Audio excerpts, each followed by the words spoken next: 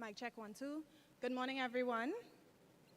I know we're a bit late, but good morning, everyone. It is a good morning, and I think your response should indicate that. So good morning. Thank you. Welcome to day 2 of the Public Service Week Forum, proudly hosted by the Tobago House of Assembly in celebration of Public Service Week 2025. At this time, I'm going to ask you to stand for the singing of the national anthem of the Republic of Trinidad and Tobago, followed by the opening prayer by Bishop Sheldon Holder, Chairman of the Tobago Faith-Based Council.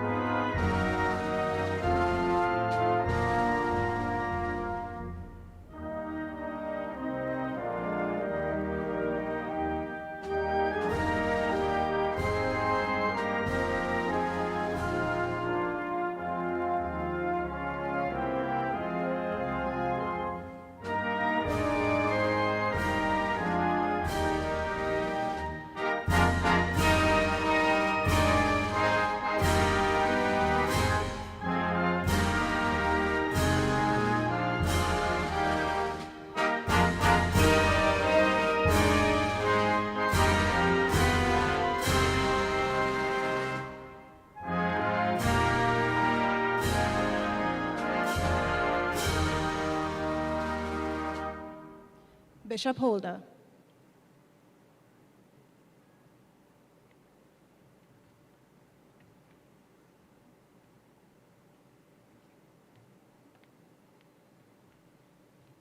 Hallelujah.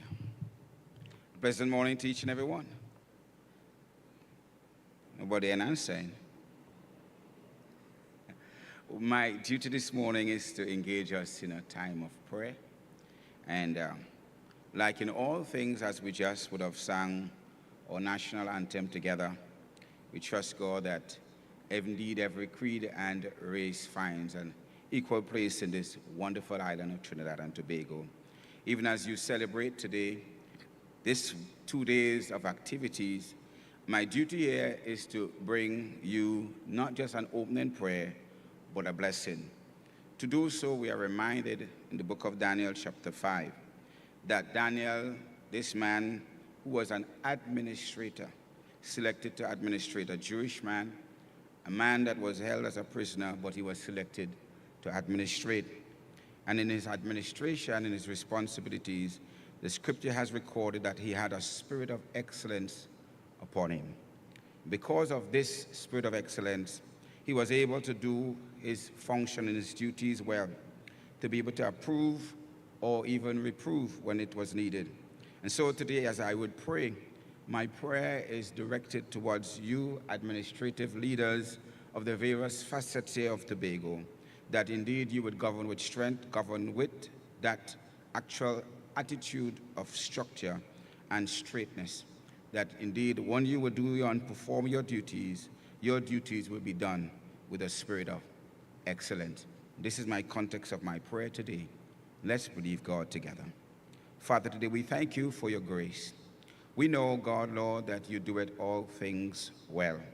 And even, oh God, as we come together for this setting, whereby we might have different thoughts, different ideas, different, oh God, principles, and even have different ways.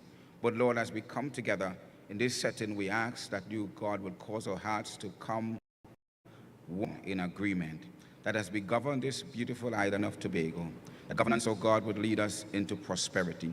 Prosperity, oh God, would be one that is kept in honor.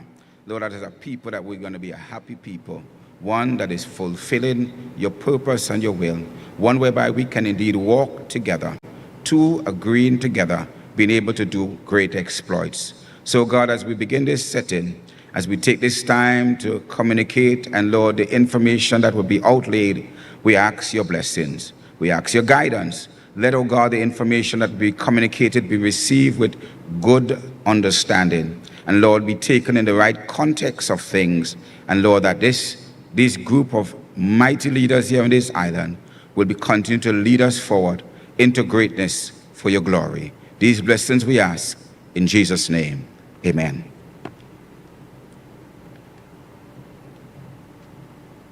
Thank you, Bishop Holder. Ladies and gentlemen, you may be seated.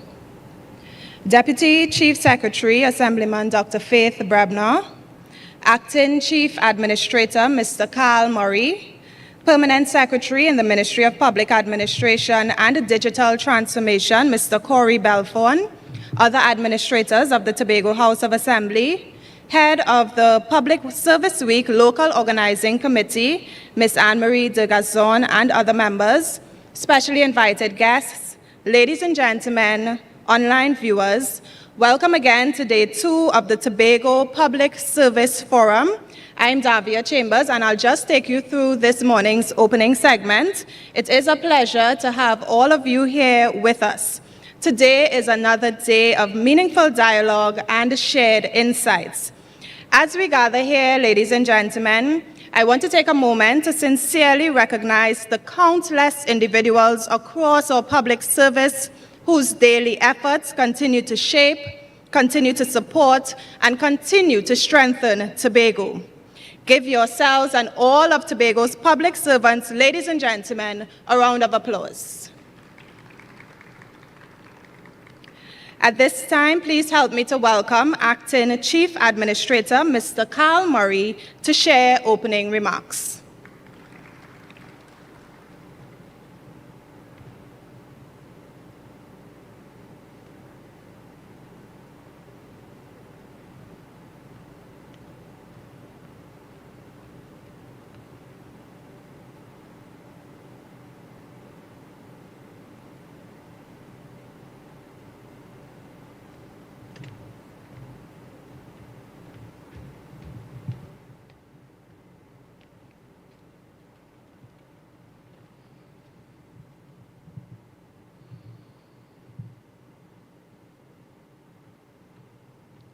Thank you very much, Madam Chairperson.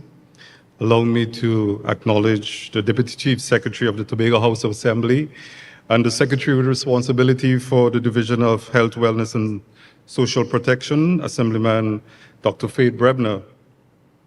Other secretaries who may be present with us and assistant secretaries, the Permanent Secretary in the Ministry of Public Administration and Digital Transformation, Mr. Corey Belfon, other administrators of the Tobago House of Assembly, Head of the Public Service Week Local Organizing Committee, Ms. Anne-Marie de Gazor, and other members, heads of departments of the various arms of the Tobago House of Assembly.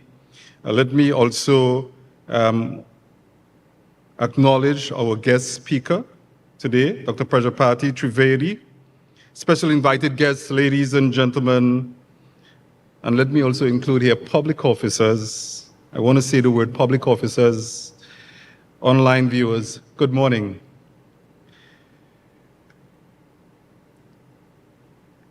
Indeed, the Public Service Week has become a main feature or a staple in the Tobago House of Assembly. And I want to take the opportunity, as I did yesterday, and I will do again this morning, to personally say Happy Public Service Week to all the public officers in the Tobago House of Assembly. I will always reiterate, and I will say it, that in my regard, every public officer matters. It is something that is very much overlooked, and very often the work that we do and the contributions that we make to the public sector, the delivery of goods and services that meets and sometimes are expected to surpass the expectations of a waiting public, whose livelihoods are dependent upon the very nature of our service. Many of these actions and these services go unnoticed by the very officers, many of whom I see before me this morning. But I indeed want to take the opportunity to thank you for your countless hours and years of commitment to the public service of the Tobago House of Assembly and delivering, despite the lack of resources, sometimes the rewards that sometimes do not seem to amount to much. But in spite of it all, we still have officers who I can say that are dedicated and committed. And I wish to thank you once again. I also want to take the opportunity to welcome you as well to day 2 of this public service forum. I believe that so far, and I'm almost willing to put my hand on a block that no public service week activities in Trinidad will compare to what we have done in the Tobago House of Assembly this week. I think we should put our hands together for that. It's an illustration of the commitment we believe as public officers we want to demonstrate, that shows our resilience despite tough times, that shows our continued dedication to our jobs and to ensuring that every single person who is dependent upon the Tobago House of Assembly for receiving some sort of service can receive it in a timely manner and can receive it with a sense of satisfaction. I want to particularly point to our session this morning, Beyond the CFR, and building an effective, accountable, and citizen-focused public sector. When I look at the team this morning, it says to me that there is somewhat a call to action. When we talk about the words beyond something, we are saying something has happened, and then what? What's next? I hope this morning's discussions will evoke from us a sense of direction, a sense of commitment. We speak about results when we look at the team.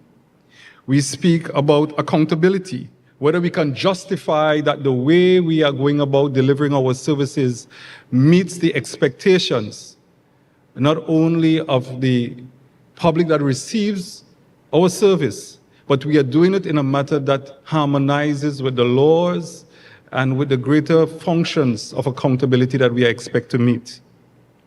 And obviously, focus, citizen focus. I think it's perhaps sad that over the years we have lost focus on exactly what a public officer means and what public service means. It means delivering to people. And regardless of what you see yourself this morning as, what function, what role, and the responsibilities you carry out, everything that we do is geared towards providing a service for someone, for improving the lives of someone or people.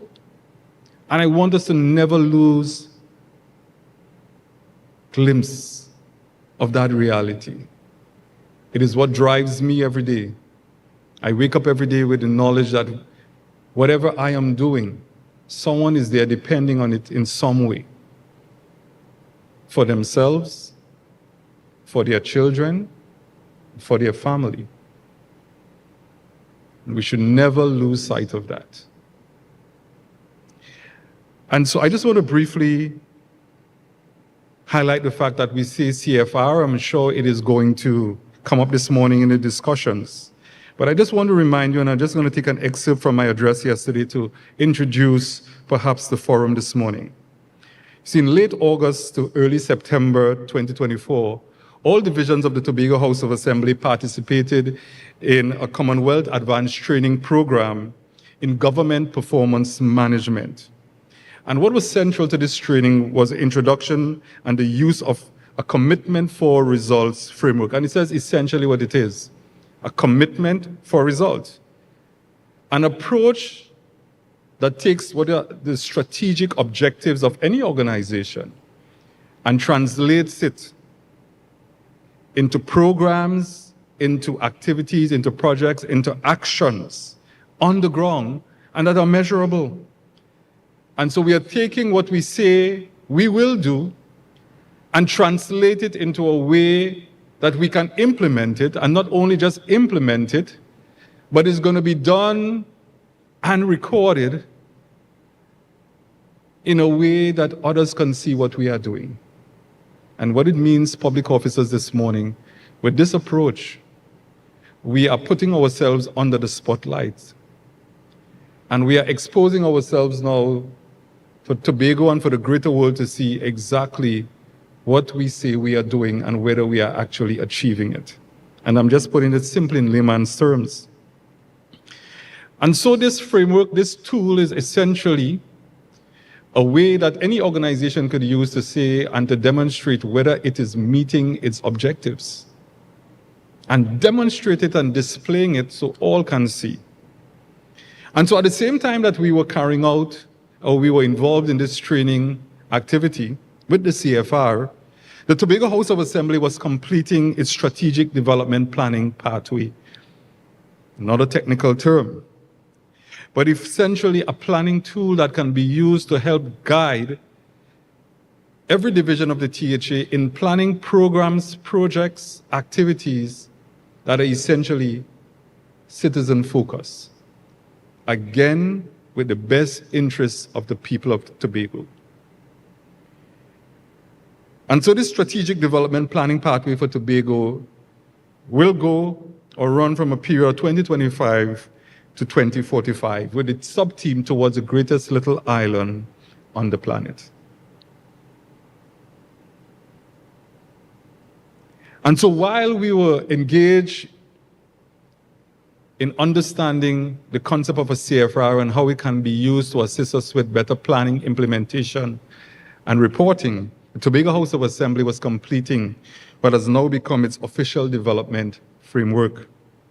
Because as of May 14, 2025, the Executive Council has officially adopted the Strategic Development Planning Pathway, which we call the SDPP, as Tobago's official development framework. And not only have they adopted it as that, but they have also incorporated the CFR into the institutionalization of the Commonwealth Secretariat's government performance system. In other words, the Tobago House of Assembly has now adopted an approach to planning, implementation, reporting that incorporates both its strategic development planning framework and what is also known as the commitment for results.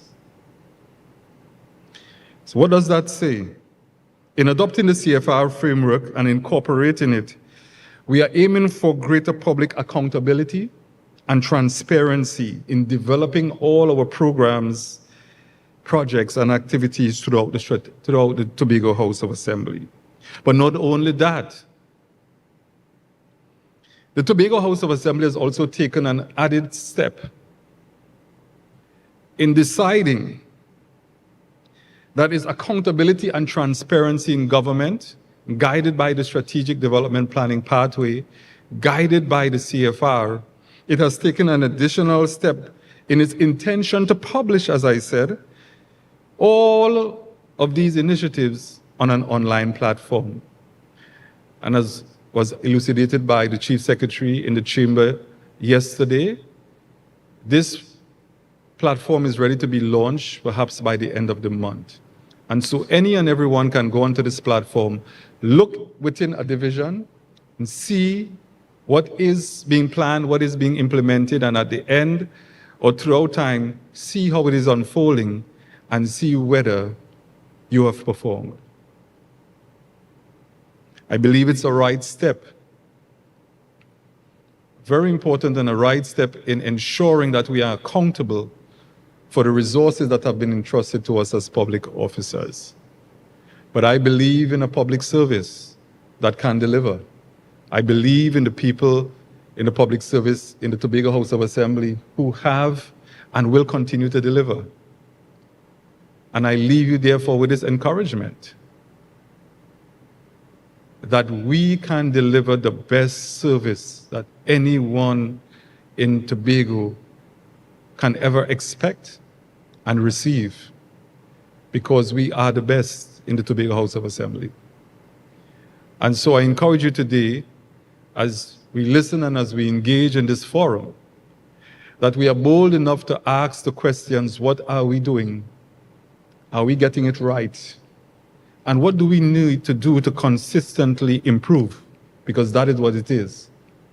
It's about improvement, and it's about increased delivery of a service I know that all of us have not only accepted as jobs, because many of us here, the public service has now become our lifelong career. And I'm proud to say that.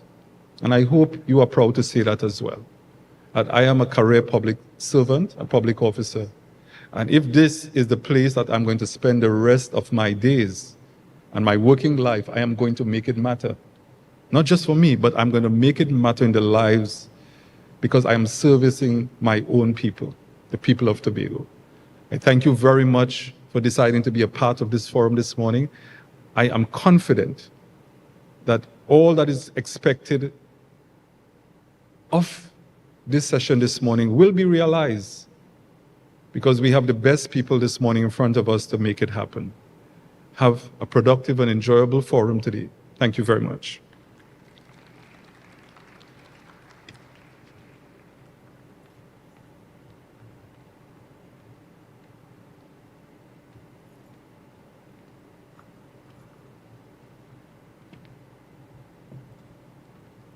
Thank you, Mr. Murray, for setting the tone with those impactful words. And now, ladies and gentlemen, we invite the Permanent Secretary in the Ministry of Public Administration and Digital Transformation to deliver greetings virtually, Mr. Corey Belfon.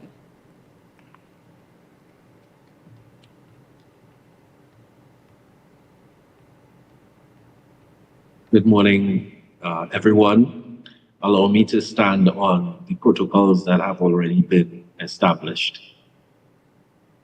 It is truly a privilege to bring greetings on behalf of the Ministry of Public Administration and Artificial Intelligence as we join with the Tobago House of Assembly to celebrate Public Service Week 2025. Under the timely and powerful theme, Excellence in Public Service Delivery for a Sustainable Future, an inspired adaptation of the United Nations theme, 5 years to 2030, Accelerating Public Service Delivery for a Sustainable Future. This observance is much more than just a ceremonial recognition. It is far from just pomp and flair. It is a celebration of our people, our nation's public officers, who hold the responsibility of shaping and delivering the services that touch every aspect of our lives. It is also a reaffirmation of the shared mission between the THA and the central government to advance service excellence, governance reform, and community well-being. I take today to commend the Tobago House of Assembly for its exemplary Public Service Week initiatives, from the Civic Education Quiz to the Public Service Innovation Challenge, the open houses, and the inspiring division-led community service projects. These activities reflect what it means to not only serve the people, but to do so with vision, purpose, and compassion for those who have to provide said service. As the ministry charged with leading public sector transformation, we are proud to stand as a committed partner in your journey. Our national mandate is rooted in the principles of good governance, digital inclusion, and performance accountability, which complements the THA's ongoing implementation of Development Agenda Priority D, which focuses on building an efficient, effective, and accountable public service. One of the most important and more recent milestones in that journey is the partnership between this ministry, the THA, and OPM CAST with regards to the implementation of the GPMS training program. This program was a collaborative initiative between the ministry, the Commonwealth Secretariat, and dedicated officers across Trinidad and Tobago. Of the 213 participants trained, 43 public officers from Tobago, representing the THA and the Office of the Prime Minister, Central Administrative Services Tobago, were fully engaged in the program, which was held last year. Their contributions helped shape 45 commitments for results, a tangible outcome of the training that aligns performance with outcomes in a measurable and structured way. These CFRs are not just documents, as they lay the foundation for a framework of transformation. We are pleased to note that 92.4% of participants rated the training positively, and 96.2% confirmed it has enhanced their skills in performance management. This is proof that the seeds of change have not only been planted, but they are already bearing fruit, which will redound to the benefit of all of our citizens. And of course, none of these initiatives can succeed without our most valuable commodity, human capacity. The ministry continuously reiterates its commitments to investing in digital literacy, e-governance training, and performance management coaching to ensure all of our public officers are empowered to meet the evolving needs of those that we serve. Colleagues, Tobago is not simply keeping pace with national reform, it is helping to lead it. Your initiatives, your energy, and your dedication demonstrate what a 21st century public service should look like. Each one of you are living proof that the public service can be both vision-driven and people-focused. As we look ahead, let us be clear. Sustainable development, citizen trust, and service excellence do not happen by chance. It happens through deliberate strategy, committed leadership, and strong collaboration, a reflection of what we are seeing here today. To every public officer present, I urge you to remember that your work matters, your voice matters, and your continued commitment is the foundation of our nation's progress. On behalf of the Ministry of Public Administration and Artificial Intelligence, I extend my sincere congratulations on all that has been achieved thus far and that which is yet to come. I look forward to even deeper partnerships between our ministry and the Tobago House of Assembly as we continue this journey together. Let us not merely manage change, let us lead it. Thank you.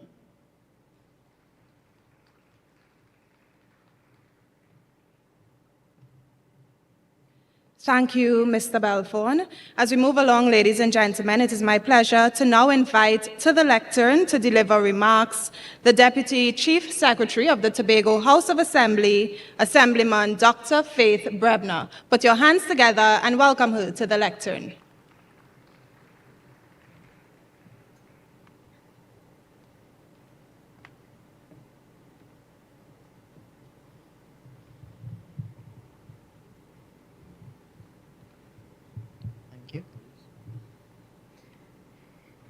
Good morning, everyone.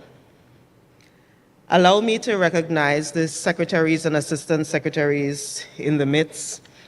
Allow me to also recognize the Chief Administrator, Mr. Carl Murray. Thank you so much, Mr. Murray, for chatting about the Tobago House of Assembly's framework which we will use to ensure that we do the kind of development that gets us to that grand vision of Tobago being the greatest little island on the planet. Allow me to also recognize the other administrators who are in the room. Allow me to recognize the permanent secretary in the Ministry of Public Administration and Artificial Intelligence. And I want to thank him as well for indicating the ministry's commitment to continually working with the Tobago House of Assembly, because it is that kind of collaboration that would truly ensure we get to our milestones. Other heads of public service in the Tobago House of Assembly, other members of staff, all of you lovely ladies and gentlemen who are in the audience, specially invited guests, those who are viewing online. It truly is an honor for me to stand here and speak on behalf of the Tobago House of Assembly as we come closer to the end of this week of public service activities. I agree with you, Mr. Murray, that what I've seen in Tobago, I am sure there is no other public service entity in Trinidad and Tobago that can rival what our public servants have done on this island. And again, I say to you, give yourselves a round of applause. I think that the theme is definitely fitting. Delivery of a sustainable future beyond CFR, building an effective, accountable, and probably most importantly, citizen-focused public sector. This wasn't just another week on the calendar. It wasn't just an opportunity for you to not do your regular daily work because you were participating in public service week activities. This has been our moment to reflect, to recognize, and to reset. What do I mean by that? We reflect on the quiet power of the public service, the way what you do every single day shapes lives, communities, and entire futures, often without fanfare. The administrator or the accounting executive who carries the weight of the division, the driver, the messenger, who ensures that we get what we need to get, usually without fanfare and usually without recognition. We recognize the grit, the creativity, and the heart that our public servants bring to the table every single day. From the division's perspective, I think, for example, of our social workers and our therapeutic counselors, our mediators, whose work can't really be published because of the nature of what they do. But they come and they give the best of themselves every single day. And of course, we renew our commitment, not just to doing the job, but to doing it very well, to doing it right every single time, and to doing it in a way that lasts generations. Sustainability is no longer a whisper about tomorrow. It's a declaration for today. It's the brave decision to choose legacy over convenience, to ask the very hard questions. And what are some of those questions? Are we leading with vision? And I'm asking them to myself as well. Are we building with purpose? Are we putting people? Are we putting the island? Are we putting the nation? Are we putting the planet first? As public servants, we are really more than just paper pushers. We are architects of trust, and we don't just deliver services. We shape lives. We change people's lives positively. And we do it with integrity, with intention, and with inclusion at its core.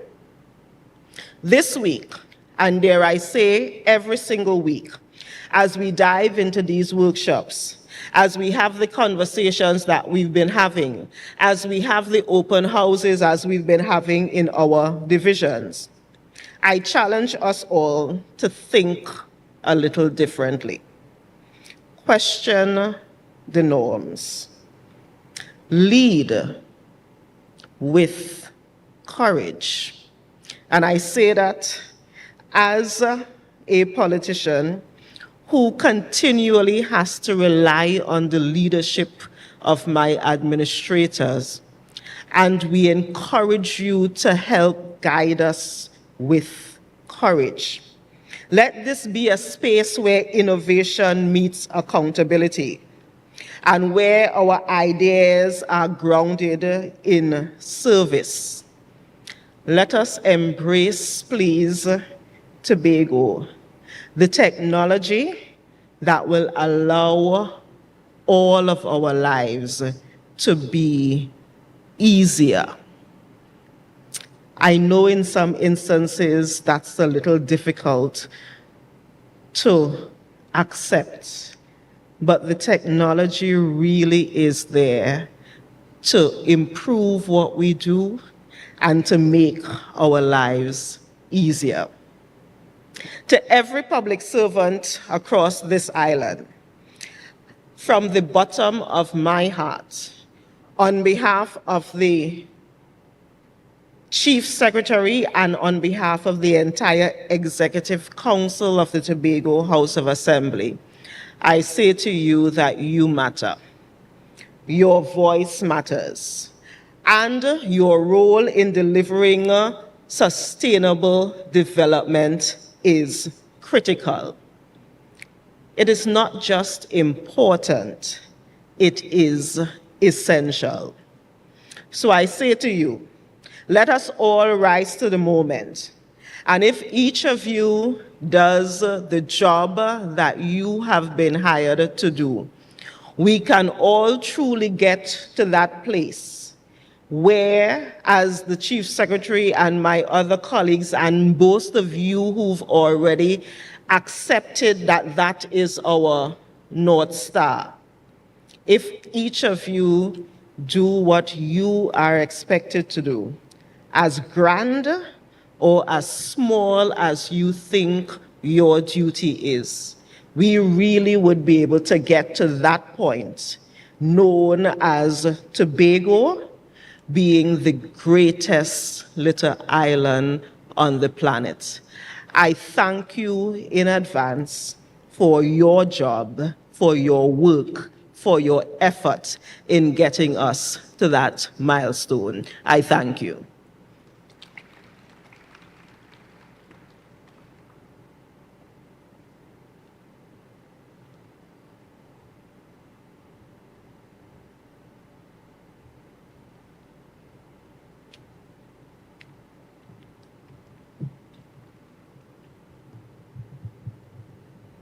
Thank you, Deputy Chief Secretary, Assemblyman Dr. Faith Brebner.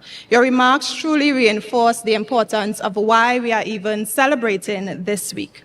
And just a house announcement before we continue, please note the restrooms are located behind the red curtains. The male restroom is on your right and the female on your left. Now, ladies and gentlemen, please pay attention to the screen before you as a video will be shown highlighting Public Service Week 2025. In the public service began as an agricultural assistant one. Yes, boots on the ground, literally. He went from agricultural assistant to administrator, and with almost 32 years under his belt, he has seen the highs, the hurdles, and the heart of the public service. So who's better for us to talk to on this occasion than him? A professional who knows the public service inside out. What does excellence in service delivery for a sustainable future mean to me as the Chief Administrator in the Tobago House of Assembly?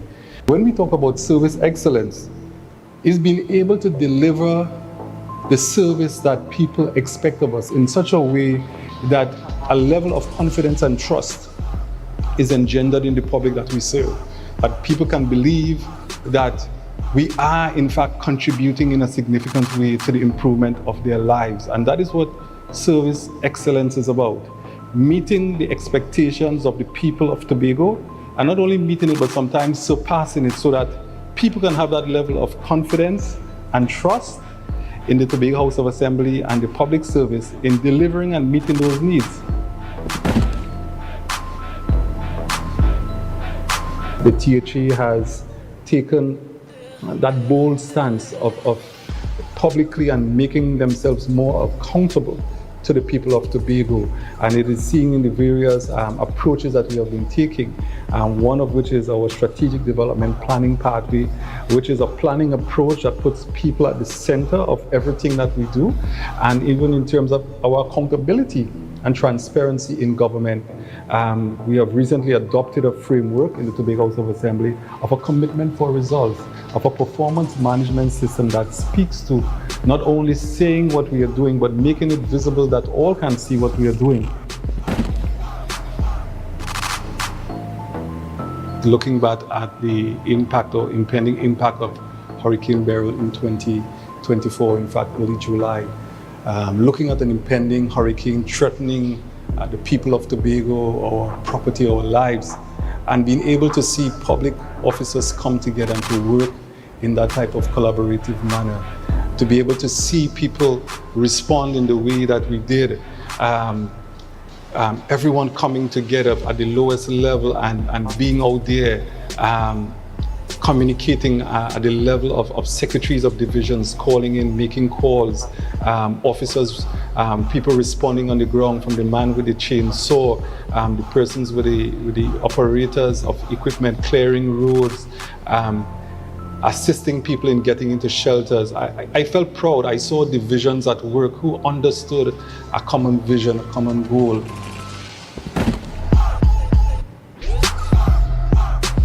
Today, public officers are faced with many challenges that make service delivery sometimes a bit challenging. Public officers have been largely demotivated, working on salaries that go back as far as 2013. Many officers sometimes are in circumstances, in buildings, offices that may not be up to the best and deserving of public officers. Resources can be challenging. We are in difficult economic times, and officers sometimes may find it difficult really to get those basic resources that are needed to carry out their jobs. So I believe we are at a time where we have, a melting pot of so many different generations in the workplace, and I don't see it as a problem. In fact, I welcome it. We are now looking at a new generation that has, grown up in an age of technology, who can bring so much smarter solutions to some of the challenges that we have in the public service. And so therefore, I say to most of you as young public servants, most public officers, that you should not see the public service as a place that has barriers, but rather as an opportunity to innovate and to introduce all that you have that we need into the public service. As we celebrate Public Service Week 2025, I would like to continue to throw out the challenge to every public officer in Tobago to be the best that you can be wherever you are. Doesn't matter whether you're a clerk one sitting in the accounts department, whether you're an officer who's on the field, whether you're someone sitting behind a kiosk. We all matter. Let's see ourselves as being part of a greater vision, of a greater public service that is poised and can continue to grow and to provide the services to the people of Tobago at a level that we can always be proud of.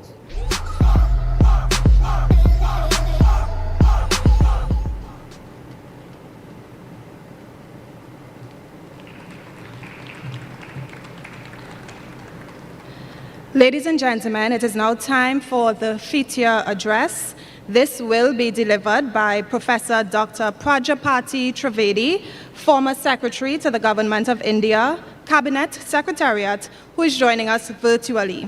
Just to tell you a bit about Professor Dr. Trivedi, he's a global expert in public policy and performance management, currently serving as a distinguished professor at the School of Public Policy and Governance in India. He is also a visiting international fellow at the IBM Center for the Business of Government in Washington, D.C., and he has taught at Harvard University's Kennedy School of Government for over 40 years. He has held several high-level positions, including Secretary to the Government of India in the Cabinet Secretariat. He's a former senior economist of the World Bank and an elected fellow of the National Academy of Public Administration in the United States of America. Ladies and gentlemen, put your hands together for Professor Dr. Trivedi, who is delivering the FITIA address. Thank you. Thank you very much. I hope you can hear me, Ms. Anne-Marie.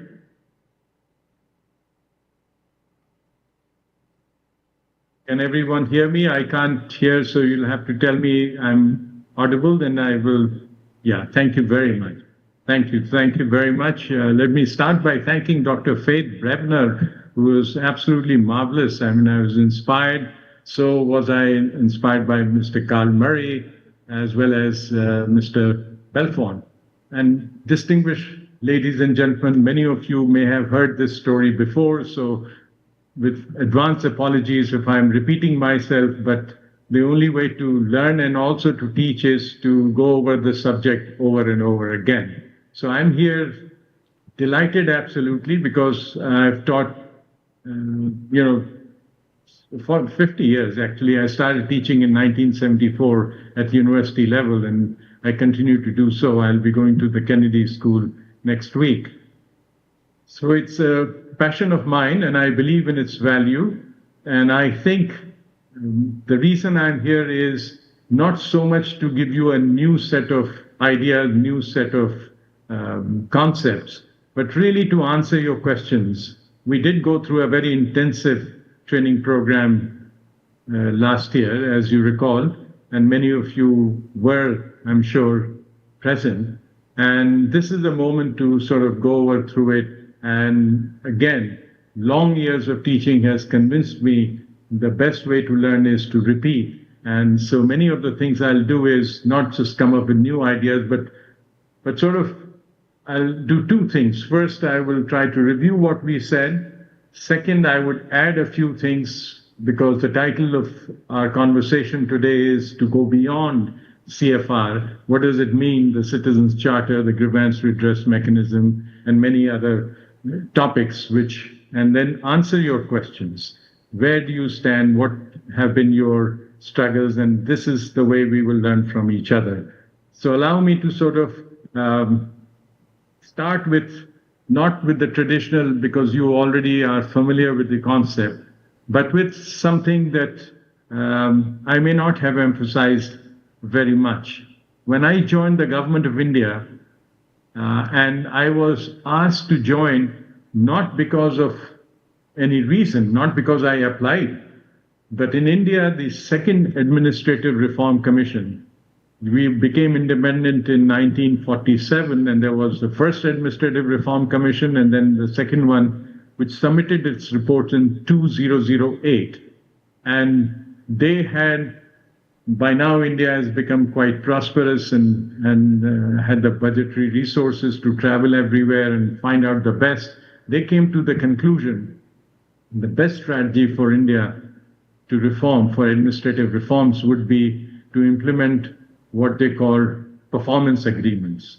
So this was a recommendation of the Administrative Reform Commission, very distinguished Administrative Reform Commission. It had 13 reports, and this was part of one of the major reports on administrative reforms. And they said you must have a performance agreement. Now, performance agreement is what is CFR, Commitment for Results. It's also known as Results Framework Document, Performance Contract. But a rose is a rose is a rose. No matter what you call it, it remains a rose. And so therefore, it's the same concept, and we will visit that. But the interesting thing happened that we started implementing it in 2009. That's the year the government invited me. I was with the World Bank, and they asked me to come and join as a permanent secretary in the Cabinet Secretariat. And my job was Secretary Performance Management. And we implemented a version of CFR. It was called, we called it the Results Framework Document. And we came up after 1 year in 2010 with the results. But before we could announce the results of how the ministries had performed against the targets, our counterpart of Time magazine, the most popular magazine, came out with this issue, and I like to share it. Let me, with the help of the technicians there, let me try to see if I can share my screen, and then allow me, it shouldn't take too long. I should be able to share the screen. Am I able to, are you seeing the screen now which says India Today Underperforming Alliance? Ms. Anne-Marie?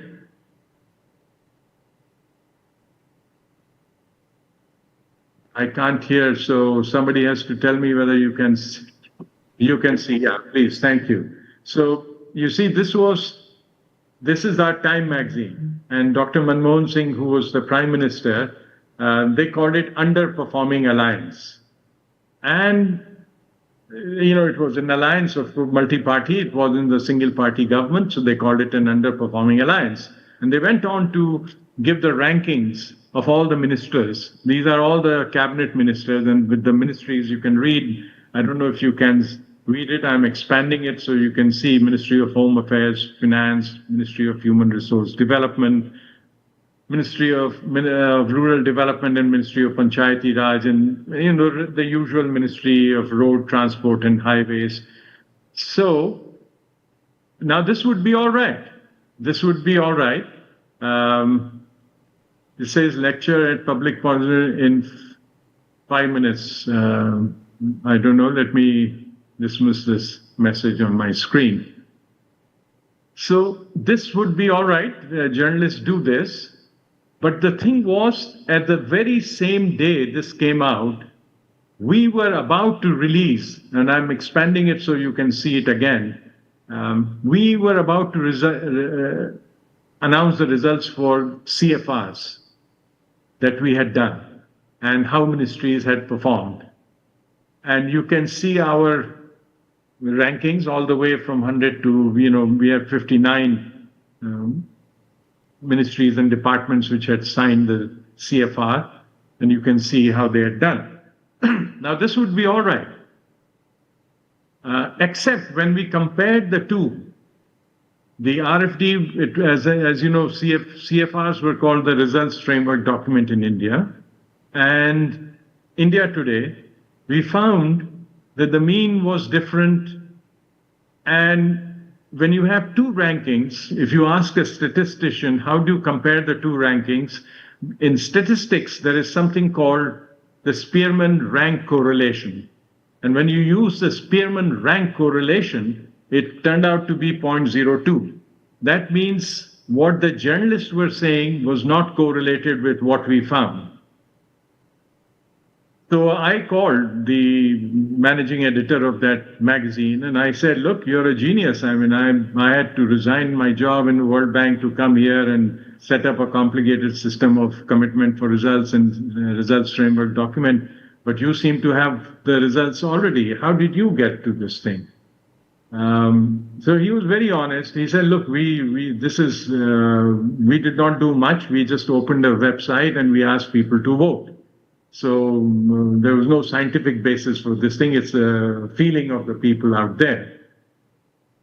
So two things. I hope you get the point that the magazine admitted that there was no scientific, it was an opinion survey basically.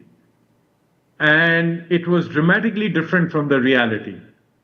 So it has several points that we must, learn a lesson from. Number one, that nature does not like vacuum. So if you are not going to have a system, nature will fill it up with something. And that's what, then if you don't like it, you'll call it yellow journalism or something. So it is better that we have our own system where we say, this is what we committed, this is what we did. So believe me, having this and having some criticism, which is always going to be there, is better than having no system, because then it's completely impressionistic and it is based on nothing. Number one. Second lesson that you derive is that you may do a CFR and the government may say we have a fabulous system, the international experts, the Commonwealth Secretariat and Professor Trivedi think that is fabulous, which it is. But what matters is, are you able to communicate this to the people of Tobago? Now, if you're not able to do it, no matter how good a system you have, it's not going to matter. And I'll come to that in a minute. So communication is very important. So first of all, you must have a much more rigorous system. Otherwise, nature does not like vacuum and it will be filled with yellow journalism. Second, even if you have a great system, there's no guarantee that people will get it. You need to have an effective communication strategy. Like the Public Service Day, I hope when you have the next Public Service Day, you will recognize people who have actually delivered what they promised. That's in short what we are talking about. There should be no gap between delivery and promise, promise and delivery. So if you promise something, if you deliver, that's basically the common sense behind it. And the rest is all a matter of details. So that would be my starting point.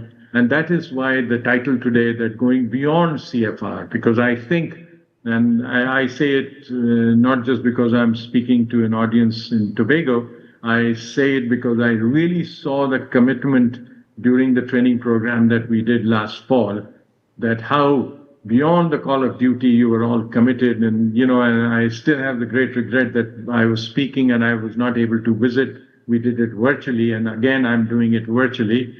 Someday I visit to, I look forward to visiting Tobago and seeing the fabulous commitment that you have over there to the systems. And I salute you, and I'm absolutely thrilled and energized to do my best to make you a success. And hopefully you will win the United Nations Public Service Award on this thing, as Kenya did 15 years back.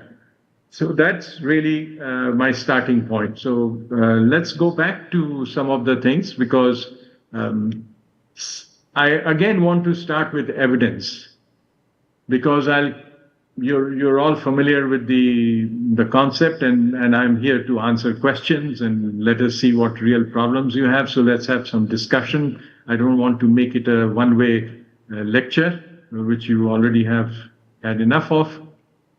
So what is the evidence from India? We had this thing working from 2009 till 2014 or so. And in the 5 years, how did it happen?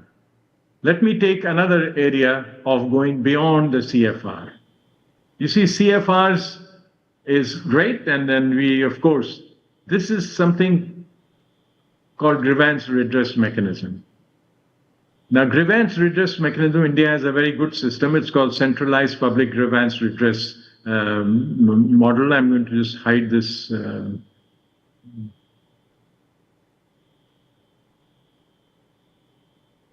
I'm trying to hide this. You may not be able to see, but I have all these controls in front of me. They create confusion here. So, you know, many things that CFR can do, and there are things that it can't do. CFR, those of you who are familiar, and I have a feeling that all of you are familiar, feel free to ask a question. CFR is commitment for results. Now, you know, results, what if you do not deliver public service? You know, let's say you make the road, but you are rude to the people who are asking questions or who want to know about it. And if they have grievances, you know, people will have grievances. Now, how do you deal with grievances? That is going beyond CFR in some ways. You have to have systems to deal with grievances. Now, I'm happy to talk about it, and we can have a full session on it. We have a very fabulous software we have developed, which is used in many other states. India, as you know, has 28 states and 9 union territories, so they're used in states in different languages. It's called the Centralized Public Grievance Redress Mechanism. The essence of that is that any citizen of India can file a grievance in this system in any form, in any language. I mean, we are famous for having 32 major languages and how many dialects. So you can do it in any, and thanks to AI and technology, it gets translated and there's no problem. So, you file a grievance, and I'm sure you have a system of that also, and then you have the government disposes it. It comes to a system. So when we started the system, you can see the receipts, which is the receivable of grievances, was 50% higher than the disposal. So disposal was about 50% of the grievances that were filed were disposed of. So as the years went by, the grievances and the disposal became pretty much equal. So all grievances were being redressed. Now you may say, of course, grievances get redressed. How do you know that people are satisfied? In government, we can give an answer and call it a redress. But we had a quality indicator as well, where the person was asked at the end, are you satisfied? So there was a satisfaction index also for those who are thinking like this. So this is the kind of evidence that makes me believe in the power of what gets measured gets done. The minute we started measuring grievance redress, grievances started getting redressed. So it is not that there was no system. There was a system, but people were not taking it seriously. And so you may ask, so how was it done through the CFR? And this is where I'm coming, the subtitle of this session, Beyond CFR. What we did was we actually included one indicator, which was called a mandatory indicator for all departments signing the CFR. They had to put grievance redress, the percentage of grievance redress as an indicator. So when we started monitoring that indicator, that how many receipts and disposals, what was the percentage of disposals compared to the receipts, lo and behold, the performance improved, and gradually, not only grievances, you can see the grievances were going up, then started coming down, and they became equal to the receipt. So this just is one piece of evidence that what gets measured gets done matters, and it is also the lesson from here is that you should not just include things that you do in the ministry, but there have to be certain things which are across all ministries, and we called it the mandatory indicators, that all ministries had to have this kind of an indicator. So grievance redress was one, and the other one was making the citizens' charter, and I'll come to that in a minute as well. But I don't know, Ms. Anne-Marie, do we have microphone for people to ask questions at some stage?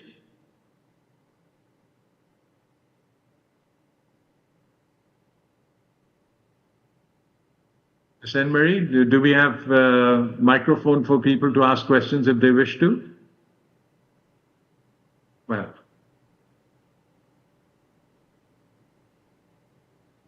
And I take the answer to be yes. I hope people, you can listen. My sound is going through. Maybe the IT people can confirm that.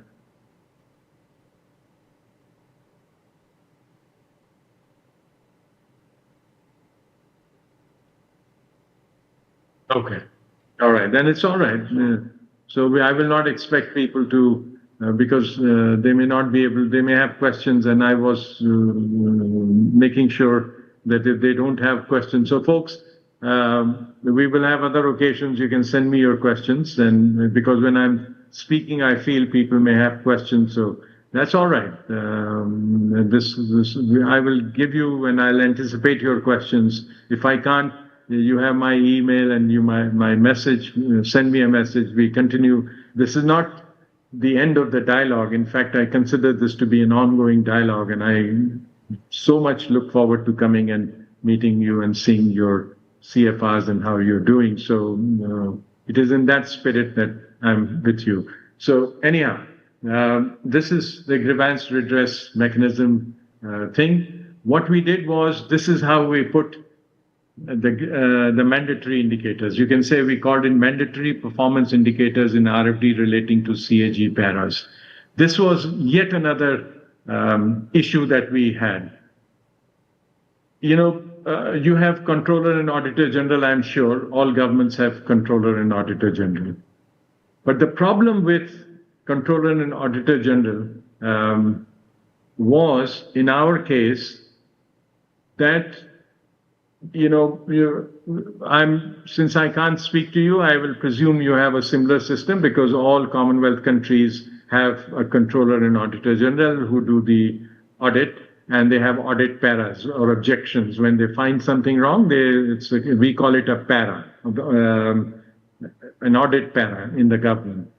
So we found that people were not taking care of it. Is, if you see here it says objective is ensuring compliance to financial accountability framework, which is the CAG's framework.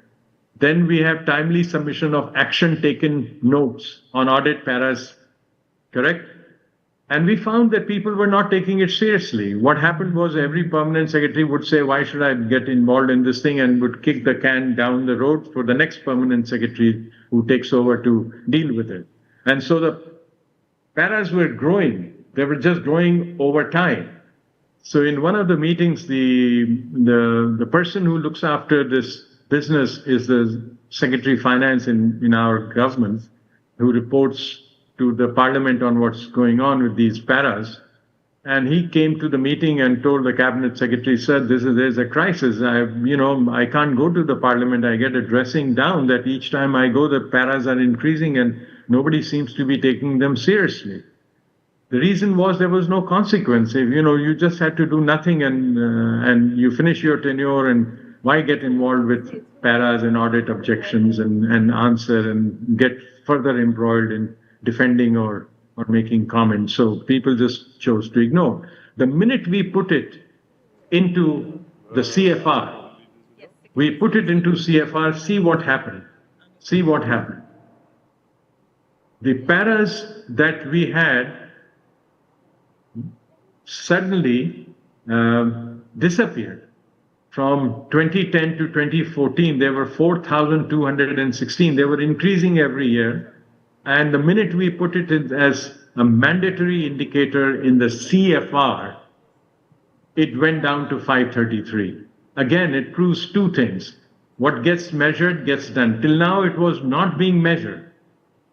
Their performance did not include dealing with. The minute we said, no, you are the permanent secretary of this department, you are in charge, you have to respond, and it's your responsibility. They started taking it seriously and it reduced. So again, we have to include things which may not be necessarily about the ministry, but the whole of government. And that is what we mean by going beyond the CFR. CFR, in a sense, should not be limited to building roads or teaching or health, because that's what your ministry does. It must include certain things that cut across the ministries, because an effective government needs these things as much as building roads and keeping people healthy and supplying the water. So these are some of the examples. I have many other examples of the impact, but I shall, in the interest of time, leave it for the time being. But at some point I will, if there are any questions, I will be happy to go over through this thing. So allow me now to go back to this where we were, and I will start from very beginning now. Professor Trivedi? Yes? Are you hearing us? Yes, sir. All right. I'm very much. All right. So we have a full house here, and we have the mics in the crowd, so persons would be able to ask questions as they feel fit. Thank you so much. So, right. So just a short announcement for anyone who is in the crowd. If you want to have a question, you could just put up your hand, and the mics will come to you. Okay? All right. Thank you. I appreciate that. That's absolutely fabulous. Because why don't you ask if somebody has, before I start on my next major segment? I mean, so far, let's ask people, and it'll be fabulous to get a feedback from, and some questions which will give me the sense of the house, how the house is moving forward. So could you please see if there's anybody who raises hand? Please raise your hand, and then you can get the mic and give us a sense of the house, how it is doing. Anyone has any questions? Professor Yeah? Trivedi is asking. Anybody? You could just raise your hand. Yeah. If not, then we move on. All right.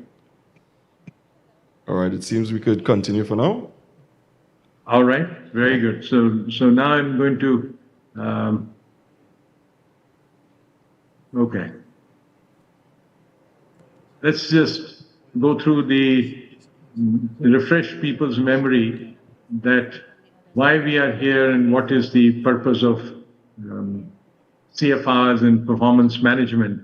As I have, and I'm more convinced than I was ever, that countries in the world can be divided according to their ability to implement policies and programs. You know, in the days of artificial intelligence, you can make a policy in half an hour.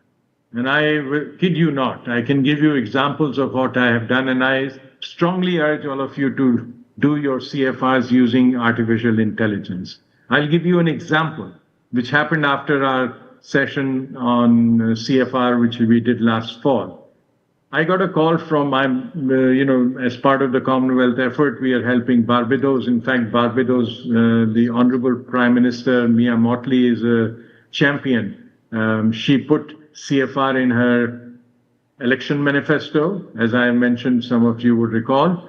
And not only that, she has now passed a law, and CFR is an official policy of Barbados. So if there's one country we should check is Barbados. So they are the ones who now are moving forward with this policy in a way that you will not believe. I mean, they have, if you had to go on a country visit to see international experience, I would say Barbados would be one. And it's close by, it's in the Caribbean, so it shouldn't be very difficult. And we should really have more interaction between the two of you, and we should figure out. But anyhow, I got a call from the counterpart of Colleen and Miss Anne Marie from there, saying the finance minister wants to speak with you. And I sort of panicked. I said, why does the finance minister of Barbados want to speak with me? So it seems that he had some questions on the CFR. That's all. They told me that he has some questions. And I figured he would be asking what kind of a CFR can the Ministry of Finance prepare. So guess what I did? Now, I have worked in many ministries, but not in Ministry of Finance. I've worked in public sector, public enterprises, cabinet secretariat in the government. I was economic advisor. So I have some idea, but finance is finance.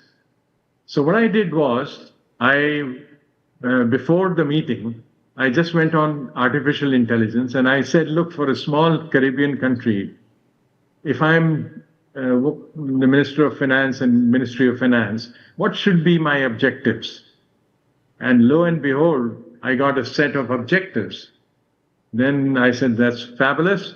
Now, if these are my objectives for the Ministry of Finance in a small Caribbean island state, then what should be the actions I should take to achieve these results, these objectives? And lo and behold, artificial intelligence, AI Gemini threw up actions that, look, if you want to stabilize your currency, these are the things you need to do in Caribbean. Okay, it was not in US or in India. It was giving me context specific. Then I said, all right, these are my objectives. These are my actions that you are proposing, and I find them very reasonable. But how do I know that I'm making progress? How do I know what should be my success indicators? And believe it or not, it gave me my success indicators. Now I had all this material. I had 10 minutes or 15 minutes left for the meeting with the Minister of Finance. I said, look, can you put all this into a PowerPoint? And lo and behold, it put it in a PowerPoint. And 2 minutes before the meeting, I was ready with a PowerPoint on Ministry of Finance for Barbados. So when the minister came, he was very polite and was saying, Prof, Ministry of Finance, we do this, we do that. So I said, Your Excellency, let me share some thoughts on how, what could be done in this area. And so I had this PowerPoint, wonderful, and I presented that, look, these could be the objectives of a Ministry of Finance. And if these are the objectives, then these could be the actions that one could take to achieve these objectives. And if we are taking these actions and your colleagues are taking this action, then how do you judge whether you are moving in the right direction and how far you have moved? For that, we could perhaps use these as success indicators. And after making the presentation for 10-15 minutes, I said, Excellency, what do you think? And I was completely surprised when he said, Prof, you're right on the money. And I said, my God, look at the power of artificial intelligence. I mean, I didn't know the Ministry of Finance in Barbados, etc. But so I would suggest one thing that you take out from this is try to use artificial intelligence to improve the quality of your CFR. Then you have you can ask, please check out from the experience of other countries and suggest for Tobago, what could be my objectives for this ministry, given the problems in Tobago for solving for health, education, whatever roadways. And you will be surprised. At least I am surprised. And you don't need a fancy artificial system. What you need is the ability to ask questions. And permanent secretaries and distinguished secretaries like yourselves have that capacity. You have the experience to ask questions. Now, you may not have always all the right answers from the international experience, but that's what AI will do. So I would encourage you to improve the quality of your CFR. You should really subject it to artificial intelligence and ask questions, and don't feel, the worst that can happen is you don't like the answer, and it's okay, you give your answer, but at least you will not be stuck for ideas. And I think that's very important. Now let me go back to another very important theme. That the reason why we are doing, and some of this is repetitive, and I deliberately want to, because long years of teaching has taught me that messages should be repeated for them to sink in. And these ideas are not new, but they need to be repeated for us to get them. And this is a very fundamental idea that, we talk about digital divide, the education divide, the health divide, this divide or that divide internationally. But in my view, countries have only one divide, and that is the implementation divide. There are countries who do what they say, and there are countries who just keep saying and don't do it. Right? So CFR is one way to close the gap between what you say and what you do. This is just an instrument, and its ability to how you implement CFR and how the government implements it is going to be key to it. But I think what I have seen, you're in a fabulous position. You're going in the right direction, and I'm so optimistic that when we meet next time, we can quote you as an example of best practice. Now, again, no matter how good a document. Hello. And this happens with all the. So, Professor. Yes. Right. I have a question. If I could. No, very good. Nice. Please, Thank you so I'll be very grateful. much for sharing so far. For someone who has not heard about the CFR, because we have many of the persons here who are new to the CFR concept, we're not part of the training. We have persons from our Trinidad and Tobago Police Service, from the Water and Sewerage Authority, as well as all the divisions of the Tobago House of Assembly and our administrators, many of whom were not part of the training and now understanding the concept of what the Commitment for Results framework. So my question is, could you, in a very simplified way, say to the participants here, what is the CFR and what is the real value of the Commitment for Results framework Absolutely. into the public sector? Thank you very much. I'm so grateful for you to have said that, because I was feeling that everybody is familiar, so was trying to, I presume that everybody knows CFR, because some of the leaders mentioned it as if everybody is familiar, but you're absolutely right, and therefore I have no problem repeating it. The CFR, and I will go through it more systematically and give you a full view of it. So maybe we should do that. But just since you have asked the question, the straight answer is CFR stands for Commitment for Results, and it's a basic document. And the reason why we have CFR is that enormous amount of research has told us that what gets measured gets done. Now, if you simply say you have good intentions of doing something, that's not, in fact, we do not have a bottom line. The difference between public and private sector is, in private sector, when company says that we have made $300 million profit, everybody agrees, because there is a way of calculating the bottom line. Everybody agrees that profit is the bottom line.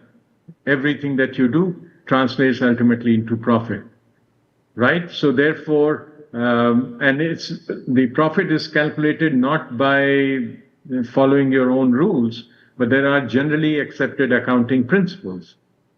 And every chartered accountant follows that and comes to the bottom line. You cannot define working capital as you like. You have to, there's a particular definition of that. And there's a methodology called generally accepted accounting principles, which is certified by an international body. Everybody follows that principle and you come to a bottom line. Now, you don't release your results, even though you have the bottom line, till it is audited by an external auditor. And therefore, you get, once the external auditor is satisfied that these results are indeed consistent with the generally accepted accounting principle, then they are released to the public. And I have not seen anyone criticize, oh, these numbers are fudged and this. The last time it happened, you remember Enron and Arthur and Anderson, one of the big 7 accounting firms, which went bankrupt because they tried to cook the books. So cooking the books is the biggest crime in private sector. Because if you, so therefore, the point is that when you ask 5 people about a private sector company, they will all come to the same conclusion because they're using generally accepted accounting principles. But when it comes to government, you ask 5 people, how is this government department doing? They'll come to 5 different conclusions, good, bad, or ugly, depending on what they're looking at. There is no generally accepted framework. So in the last few years, this has been a major achievement of the Commonwealth Secretariat under the leadership of the then Secretary General, Baroness Scotland, Patricia Scotland, that the 56 countries of the Commonwealth, the heads of the public service, which is the cabinet secretary in most countries, they agreed that this is how we will calculate the bottom line of a government department. And that instrument is called Commitment for Results. For instance, let me see if I can show you a little bit more on that front.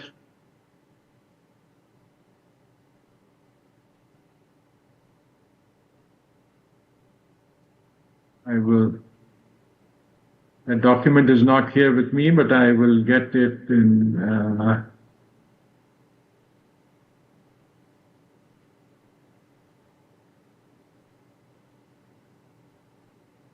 Well, I don't have the GAP document, but I think most of your colleagues have. If you send me, everybody can get an electronic copy of what now there is a consensus among all the experts in public sectors, at least in the Commonwealth countries, 56 countries.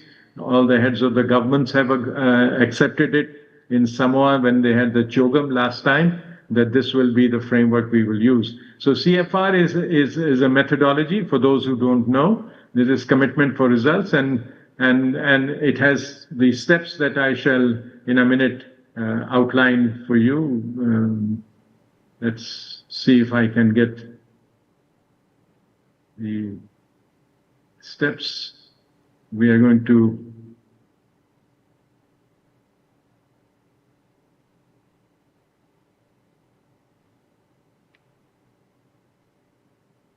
in the interest of time, I'm trying to be selective and here. To answer your question specifically, these are the steps involved in doing a CFR. It is known as Performance Agreement Results Framework. These are all synonymous names for the CFR. The first step, since you asked, and I think most of the people in the audience who have not attended the training program may be wondering what is a CFR, and therefore it's an excellent question, and I thank you for that. The first step is you must have success indicator. This is a stylized version of the key features of what a CFR is. That you must not just say you will do this, but you must have an indicator to measure what you're going to do, right? For instance, percentage increase in number of primary healthcare centers, percentage increase in number of people with this thing. Now, you may say that we do this in government. Of course, we have indicators. You think we don't have measures? And I would say you're absolutely right. The difference is that in 99% of the countries where I do this thing and I speak to a lot of people, they just have a list of things to do. So at the end, suppose your boss tells you you have to do 12 things, which we are supposed to do as part of your annual performance report or something, 12 things to do. Now, in those 12 things, you go at the end of the year and you tell the boss, Mr. Secretary, you had asked me to do 12 things and I have been able to do 9 out of 12 things. Will it be good performance or bad performance? I submit to you, it depends. Because the 3 things that you didn't do were the most important things, then you did all the dinky little stuff. And therefore, the very important missing link in our current way of assessing departments is giving weights. And so the second thing is weights. The second key feature of CFR is weights. Prioritizing. And believe me, having worked with many countries, including in India for 5 years, with all 80 departments here, many permanent secretaries said this was the most important contribution of CFR. It clarified their mind, what is my priority, where everything is not equally important. And it's not that it should be in your mind, it should be explicit, so all your subordinates know your priority, the bosses agree, yes, this is our joint priority, so it is not your personal preference or priority, it is the public, in the public interest, the country's priorities are such. So therefore, I have of course taken a stylized fact of just 3 indicators. This is just to illustrate the steps involved. So a CFR, this is what I'm trying to explain to you is the heart of CFR. It must have indicators, which of course we do even in now, you don't need a CFR. The new thing that CFR adds is prioritization. Because if you don't have prioritization, I submit to you, you can't evaluate anything. And therefore, at the end, you're clueless. And again, the performance lies in the eyes of the beholder. You can say, well, you didn't do this. This is very important. Whether it's important or less important should be agreed ex ante, at the beginning of the year, not at the end of the year. That's the message. Now, many countries may say, all right, we have priorities. Another fatal flaw of the current evaluation systems prior to the CFR introduction is that we give a single point target. We will say, that the Minister for Roads will tell the Permanent Secretary that your target is 700 kilometers of road this year. Now the Secretary goes to the Minister at the end of the year and says, sir, you had asked me to make 700 kilometers of road, but I made 650 kilometers of roads. I was able to make 650. shortfall of 50 kilometers. How are we to judge that? How are we to judge that person's performance? Well, I submit if the minister likes the secretary, he would say, that's close enough, old chap, let's go and have a beer or orange juice, whatever. But if the secretary does not like, and the minister does not like the permanent secretary, he'll say, Mr. Secretary, you do work, but I'm afraid you never achieve targets. And I can't, I'd like to support you, I can't support you. So, it becomes subjective. And that is the bane of our public sector subjectivity. And that's why people stop performing and they say, look, just keep your boss happy. At the end, it's all subjective. So CFR tries to break that logjam and says, look, to break the subjectivity, we must know your priorities. So you don't tell, so I don't, whatever I achieve, you say that was low priority. Ex post, ex ante, before the fact, you must tell me what you consider as priority so I can focus and get the important things done first. Second thing is, I must know what you consider excellent and what you consider poor. This is the criteria value selection. And this then is, again, the heart of CFR, that you have to have a 5-point scale. It couldn't be a 3-point, 7-point scale, but you've got to have a scale. You must tell the subordinate that what you consider excellent and what you consider poor. So when you give this really is the heart of a CFR, the stylized version I'm presenting, just to give you the concept. And this is done at the beginning of the year, right? This is done at the beginning of the year. Now at the end of the year, these 3 steps are taken. You do the criteria selection, where you make sure it is fair to the officials, fair to the country, and it's negotiated freely. You specify your priorities. The technical word is criteria value, criteria weight, and then you specify the deviation, what constitutes excellent, what constitutes poor performance. At the end of the year, the last step is done, which is performance evaluation. And let's see the performance evaluation. So you've agreed to this as, oops. Yeah. Are you able to see the screen now? Okay, thank you. It has disappeared from my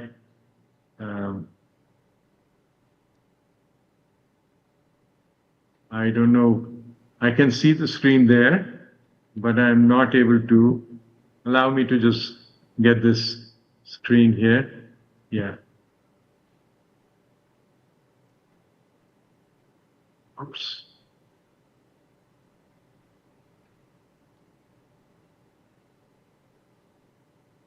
Okay. Hopefully you're seeing the screen as I am seeing it, and I got a glimpse of the screen that the audience is seeing, and I'm seeing it. So now, at the end of the year, what happens? Step 4 in CFR. Somebody asked, what is a CFR? And it's a fair question. This was the achievement.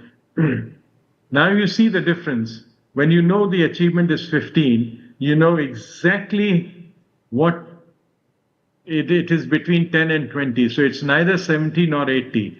So what you will give 15 is 75, because it is between 10 and 20. 18 is exactly under 90. So 18 means you have achieved 90% of what you committed. 600 is beyond what you said as excellent. So how much would you give? Well, in government, exceeding your target is not a good thing, because our resources are limited, and there's a reason why you were given this target. So the maximum you can get is excellent. You can't get 1000% just by doing one thing. The maximum is 100%. So therefore, the raw score for each one of this, and please, we should have the mic available if somebody wants to ask a question, because this is the essence of CFR methodology, that 15 gives you 75%, because it is neither 70 or 80, it is in between the two. 18 is exactly under 90, so you get 90%. And 600 gives you 100%. Even though it is more than 100%, the maximum you can get is 100%. Now, once you have the raw score, you cannot add up this because this is going to be more than 100. These are not of equal weights. So you get weighted raw score, which is you multiply the raw score with the weight. So you have 75 multiplied by 0.5 gives you 37.5. 90 multiplied by 0.3 gives you 27%. This gives you 20%. When you add the weighted, you get the composite score of 84.5.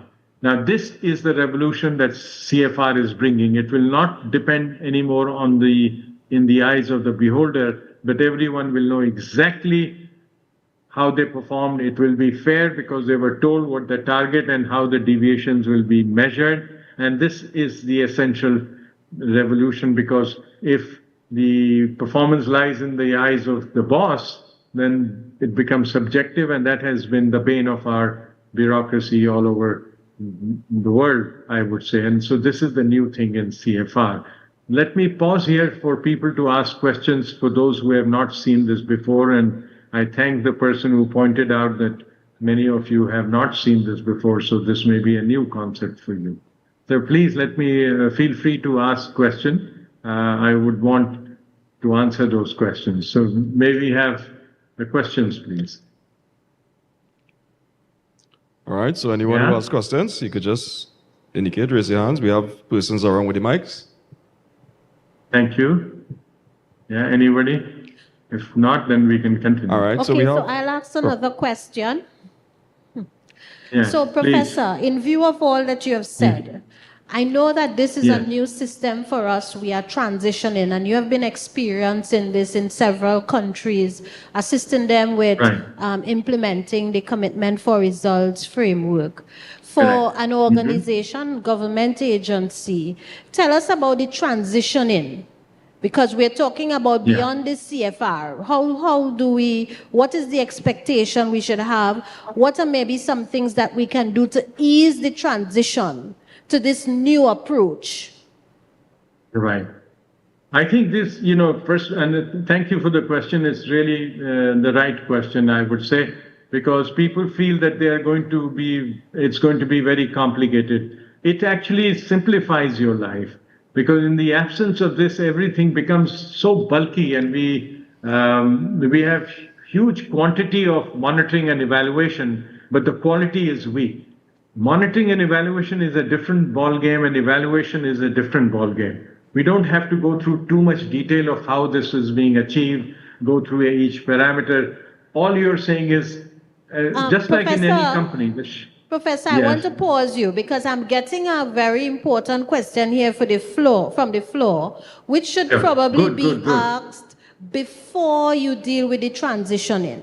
So I want to just stick a pin on the transitioning and allow one of our administrators to ask the question in relation to the raw score. Great. Thank you. Thank you. Professor, my question is, with the composite weighted raw score of 84.5 on screen, when we go to the target and the criteria results, 80% represents good, and 90% represents very good. So a score of 84.5, where would that fall in the ranking? Good. It will fall exactly where it is. It will fall 84.4. And so you will be ahead of somebody who has got 80, so you've got 80.4, you'll be ahead. And you'll both could be in the same range of being very good or excellent. You could both be in the same range. If you can see that 80 and 90 is good and very good. So it is, you're exactly, the measurement should be done by numbers, and because the range of excellent and very good is broad. Between 90 to 100, everything is between very good and excellent. Now, 84.5 will be ahead of somebody who gets only 80. So you're saying that you achieved 84.5% of your commitments. You made commitments, you achieved 84.5. That's what it means. And therefore, you don't have to, and where it lies in this thing, it's in between. Clearly, 85 would be in between good and very good. So this is 84.5, in my view, is more in the good category rather than in the very good category, because 85 is the middle line. Okay, thank you, That's how I Professor. would, yeah, that's how I would look at it. Any other question, please? Okay, so we're taking from that, and I'm hearing somebody saying it, so I'll ask them to give the comment that there's no subjectivity in this. So, yeah. I was just simply saying the good, very good, excellent is still a bit subjective in my view. So I agree with it, with what he was saying, that using numbers. Sorry, I don't think that the professor is hearing. I say, No, I'm kidding. Yeah, I heard that. Thank you. Yeah, I have with what he's saying. Using. okay, Professor. Yeah, and I agree. I agree that, the categories you don't focus on, you focus on the numbers. So when the result is announced, it's announced as 84.5. So you're ahead of the person who gets only 84. You're ahead. But you could both be in the good category, but you have to, this number, so it's a range that, it's not like a precise number. The whole range is, 80. And so the middle point is 85. If you are from 85 to 75, I suppose you're good, right? So if you want to know, that's how you would be classified.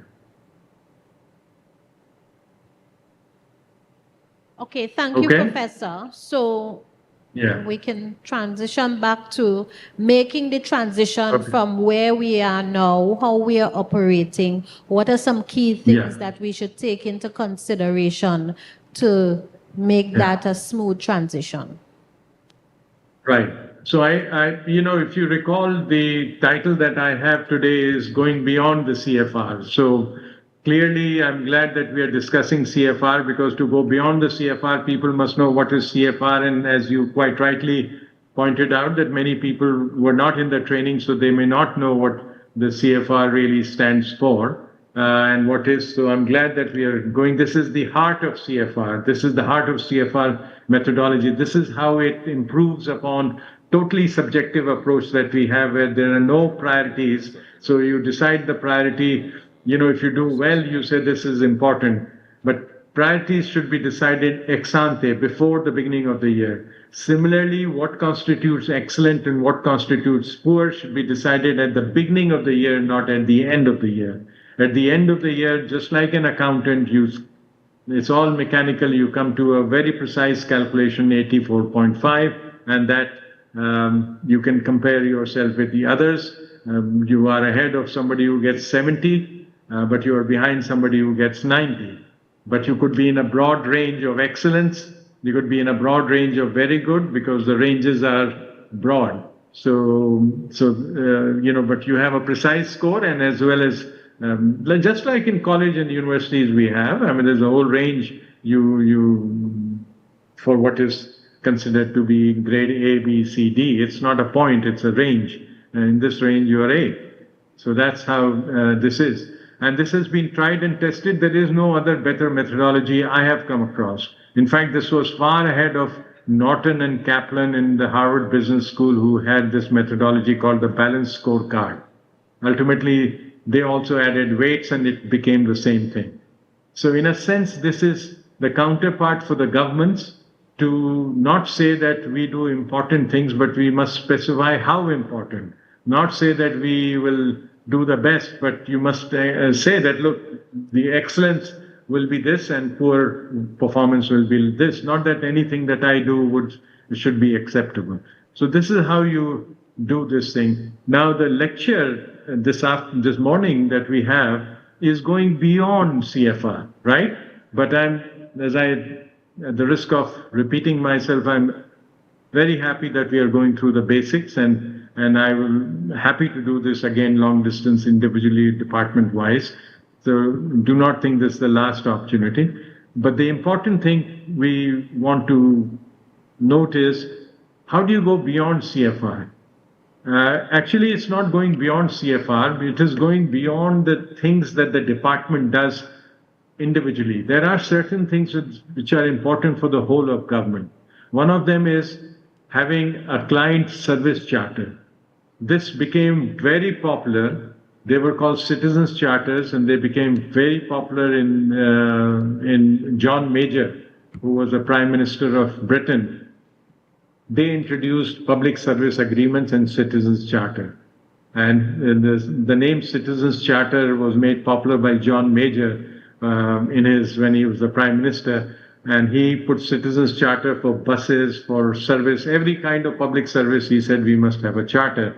He said when he didn't come from a very wealthy background, and he said we poor people had no access, and we didn't know what the quality of service we can expect from government. So whatever we had to take it. So he turned it around, and of course, that thing has gone quite far now, and I'm happy to talk about it, but client charters and grievance redress mechanism, innovation in government. Now, you can't say that innovation in government will happen on its own.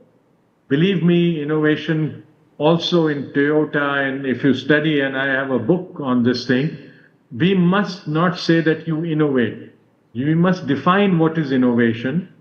Does it mean doing things faster, cheaper, better? Which one is innovation? Or you can say, if I do 2% of cost cutting, is that innovation? So we have to define that, and it can be done. My short message is that we must not say that in addition to CFR, we are going to do innovation, we are going to do anti-corruption, we are going to do this. Then you will create, again, multiple yardsticks and create confusion, and we'll be back to square one. We have a CFR format. We can easily, as I have shown in other countries they have done, you can include Citizens Charter in the CFR. It can be one of your success indicators. Your innovation can be, and corruption can be, many of these things. In fact, you need a platform like the CFR to implement other higher level administrative reforms. Once you start measuring the basic performance, you can begin to include innovation, anti-corruption, e-government and e-office.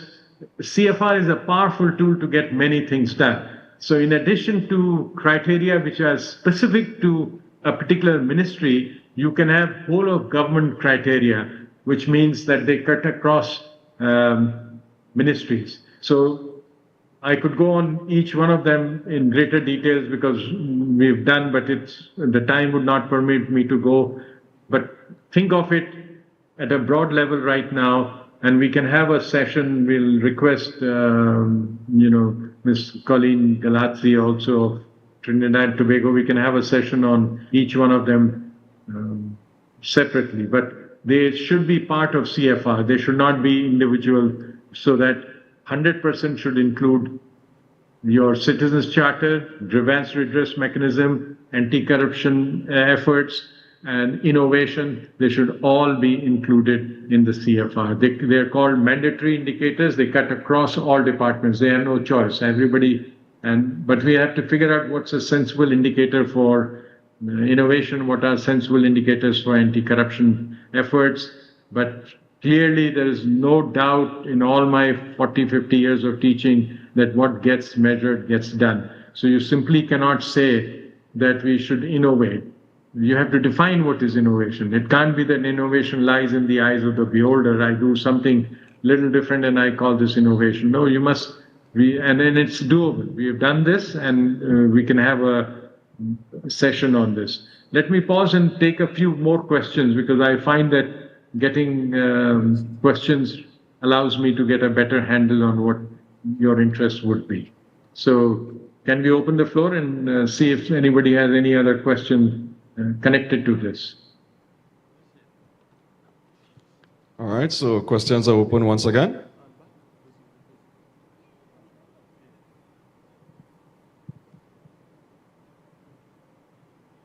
Anyone?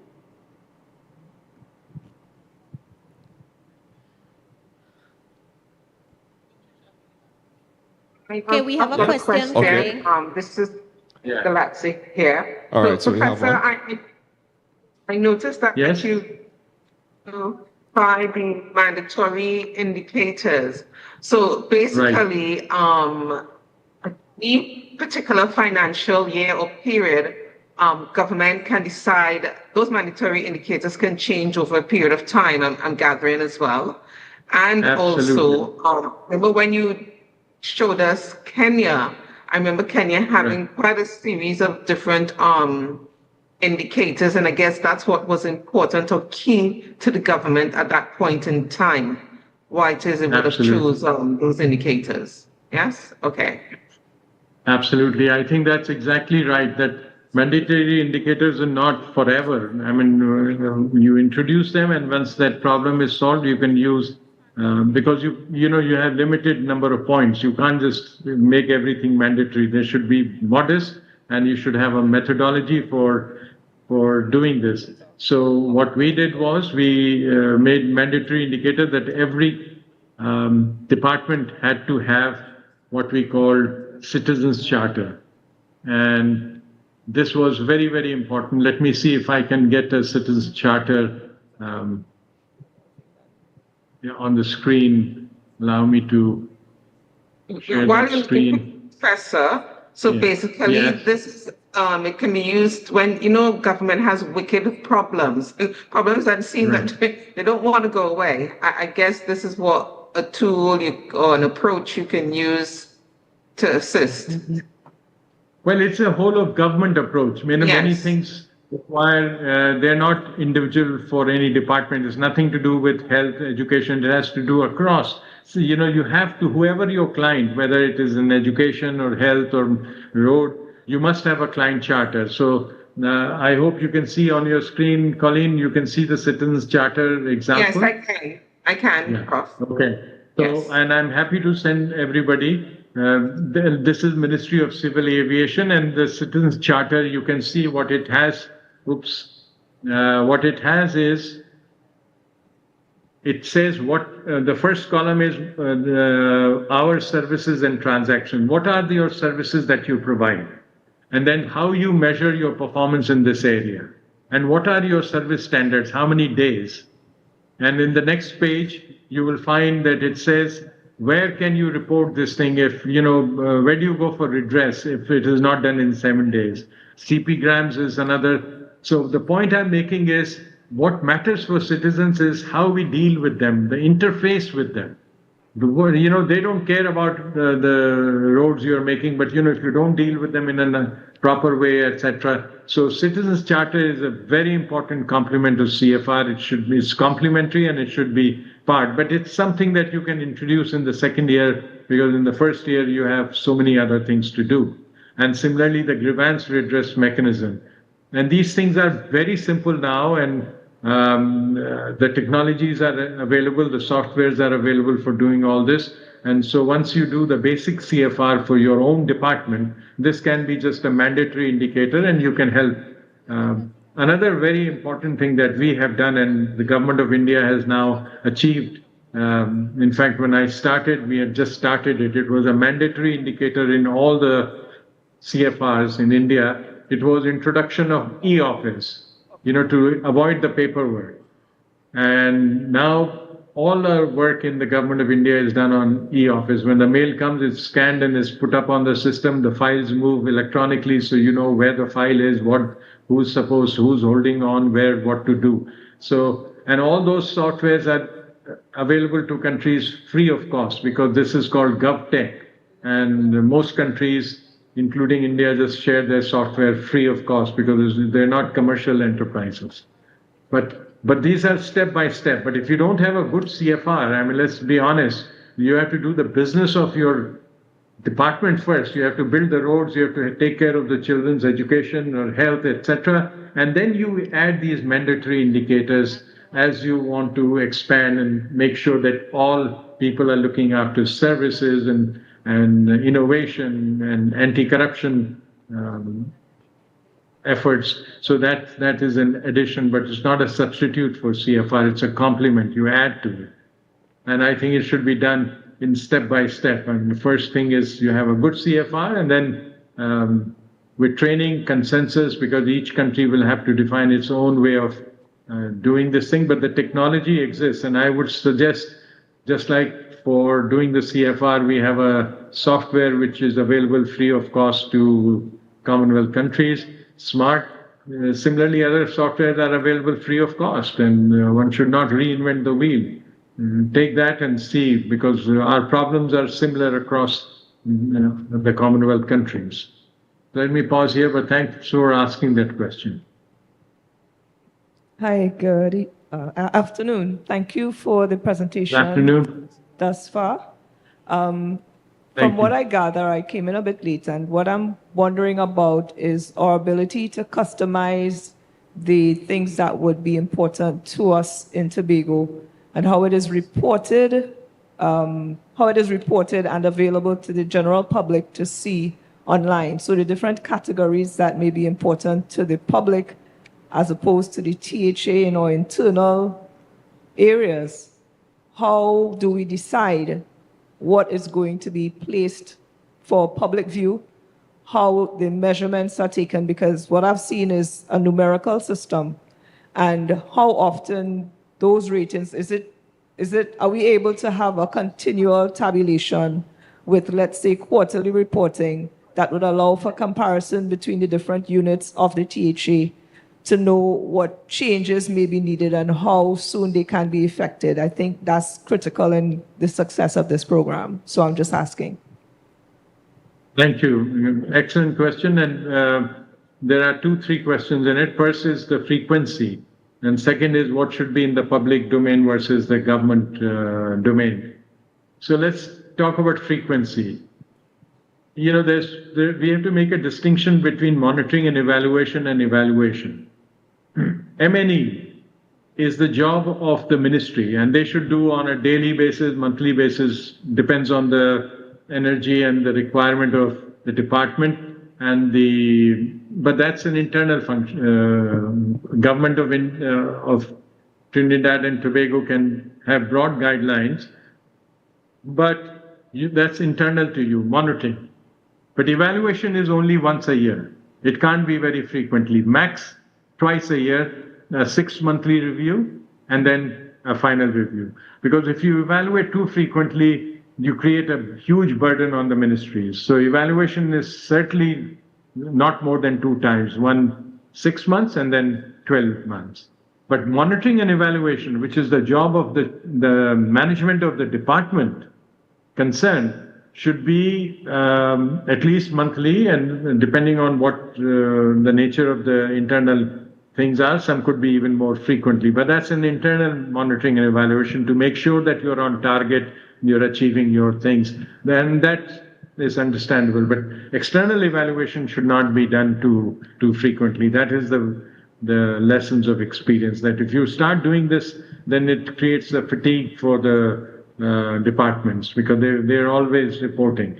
But the good news is that if you do it electronically, then there is no burden of reporting. Then people don't have to ask for a report. They can just go and check. So if you put your results on a daily basis or a monthly basis, every month you enter the achievements, where you are, then the chief secretary or the chief administrator or the permanent secretary or the prime minister simply have to just say, today you have achieved 50% of your targets, and that's fine. And I think too frequent an evaluation is not a good idea. That's the basic thing. And it depends, you have to distinguish between monitoring and evaluation and final evaluation. The last one, video for the audience. My video is not visible.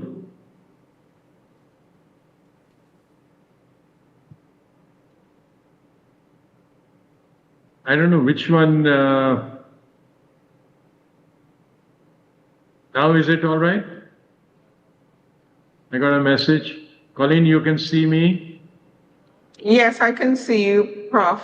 All right. Thank you. So I think then we are all right. I got a message that. Yeah, just saw that message as well. Yeah. Thank you. So, now the next question is, what should be put on in the public domain? That was the second part of the question. The answer is, believe me, like honesty, like many things, there's no such thing as partial. You can't put part of the CFR in the domain. In fact, the CFR process is not concluded till all CFRs are put on the website of the ministry. You know, we are in the public business. What is there to hide? You're saying this is my commitment for results. Put it in the website. If you don't, at least this was our policy in India, that unless it was uploaded on the ministry's website, we didn't consider the process complete. That was the completion of the process. And in the days of, right to information and all sorts of things, I think hiding this is not, in fact, one should go a step beyond. At the beginning of the year, for the process to be completed or declared to be completed, the commitment for results should be put on the website of the ministry. And at the end of the year, once you have the results and they have been audited and finalized by the cabinet, they should be put to the parliament because we do put an annual report. You must have the same system like most Commonwealth countries have, at least I am familiar with many Commonwealth countries where every department has to present an annual report to the parliament. And in that annual report, people give lots of pictures and all kind of description is a waste of paper. I mean, this is really just a publicity document. So what we did was, and it was very well received by the parliamentarians, we said, this is our commitment for results, this is our achievement, and we are presenting it to you, and that's it. I mean, it should be like an annual report of a company where they put the annual statements, the bottom line, that they say that this was the profit we made this year. So the CFR should say that this is what our composite score was and let the parliamentarians know that this is what you did and you are asking for more resources to improve your performance or whatever else needs to be done. So sorry, a long answer to that question, what should be in the public domain? First, you should put the CFR, and then at the end of the year with the results, please put it in the Parliament's domain so that there is no hiding of anything. Right. Now, so I think that sort of takes it. I'm reaching the end of my time, so I would like to take a few questions, but let me say a few more things about what needs to be done in addition to when you start a system, one should not go and do all these things. This has to be done step by step because otherwise the system gets overwhelmed when you start with too many things. First, a good CFR itself would be a major achievement. And then in a year or so, when you have stabilized, you should start implementing Citizens Charter and other initiatives which should be a mandatory indicator across all this thing. And the last and the final thing that I want to mention is innovation. You see, sometimes there is a criticism made that if you make it too mechanical and then innovation will be harmed. No, innovation in private sector, the innovation is not harmed because they have a bottom line and they have accounts. Nothing interferes with innovation. So that argument is just not true. The point is, in private sector, innovation has a payoff. And therefore, everybody knows what innovation means. It means that you do things better, faster, cheaper. That's how innovation comes about. You do something better, you do it faster, you do it cheaper, or you do it in a completely new way. You achieve your objective by using a new way, a completely new way of achieving your objective. So in the government, the same thing applies. And we have defined, we had a world international conference on innovation in government. We said, define innovation in government. You should not just call anything innovation. There has to be standards that, look, if you're doing something faster, how much faster will be innovation? If I do a little faster, will you call it innovation? Then everybody will say, I'm very innovative. No, you have to say, if you do something 25% faster, we'll call it innovation. If you cut your cost, you produce the same thing and you deliver the same services and you deliver them 30% cheaper, that would be some serious innovation. But a little bit of this thing is cost saving, etc., is not innovation. But you're doing a completely new way of addressing the issues of public service. That would be innovation. So I think we should take innovation a bit seriously and not use the word innovation lightly for the small little change and you say, I'm innovative. No, you're not innovative. You're simply being slightly more efficient. Innovation is a serious word and it should be taken seriously and it should be done consciously and it should be part of a CFR policy ultimately to do it, but not do it everything in the first year. That is very important. You must lay the base and then start building gradually on top of it.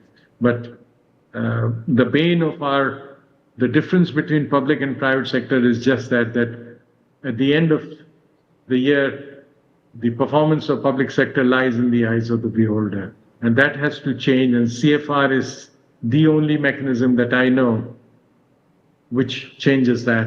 And that's why it is many countries are using across the Commonwealth. And that's why the Secretariat was so gung-ho about it.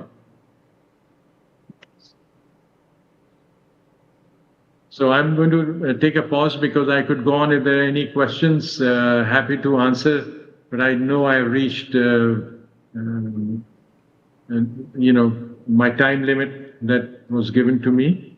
And hopefully, are there any other final questions? And we can take that and then otherwise thank. All right, everyone. so any final questions before Professor Trivedi takes his leave? Anyone? Do you have a question here? No? Okay.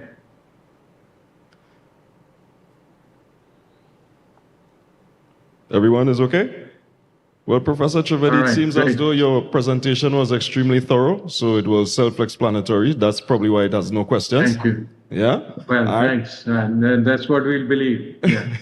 And you are hearing the voice of Ryan McCool. For those watching online and those in the audience, Ryan McCool is the name. Just to let you know that Ms. Chambers, I'm taking over for Ms. Chambers. Her voice didn't just get deep shortly over time, all right? So on behalf of everyone who tuned in to Tobago House of Assembly and those of us here in Tobago and those looking online, we really want to thank you for such a sterling presentation and for giving us examples of the variables that could be measurable so that we can have greater performance appraisals of what we do here in the public sector. So from everyone, I think that you could give the professor a hearty round of applause for his contribution. Yeah? Thank you. Thank you. Thank you very much. Yeah. So, ladies and gentlemen, you have been listening to Professor Prajapati Trivedi, the former Secretary of the Government of India Cabinet Secretariat, and this was a wonderful forum in terms of beyond the CFR, building an effective, accountable, citizen-focused public sector. And I'm sure that you all enjoyed that session there, yeah? So another round of applause for that one more time. So thanks again, Professor. Yeah, and thank you. So folks, as I said, I will be taking over for Ms. Chambers, and I'll just be steering you through the afternoon session. And just to give you a little heads up of what we're going to have, we're going to have a little plenary session on Q&A, and we're also going to have a nice little panel discussion. It's going to be led by our Policy Director for Performance Management, Ms. Anne-Marie Digazon, and she will be chatting to a panel of professionals, persons within the public sector that hold some notable seats. And just to give you those names, we have Ms. Colleen Galazi, I hope I pronounced that right, as the Executive Director of Modernization and Service. We are an improvement. We also have Mr. Anselm Richards, the Chief Technical Officer, Mr. Keegan Denoon, who is a Program Coordinator, and last but not least, we have our Councillor Tashia Boris, the Secretary of Tourism, Culture, Antiquities, and Transportation. Just want to thank you all for being here for this morning segment. I hope that it was very informative and in some ways inspirational to let us get up and do, a little bit better than we did yesterday, because we have our responsibilities. And of course, taking from what the professor said, probably we could implement it into our respective responsibilities, whether it's the divisions or agencies. It's easy, it's measurable, and you could always hold yourself to account and don't always wait for somebody to expect better of you. You always expect better of yourself, and that's basically where we're going. Right? So at this point in time, I know that you've been here for a while. It's lunchtime. Just to let you all know that. Just a,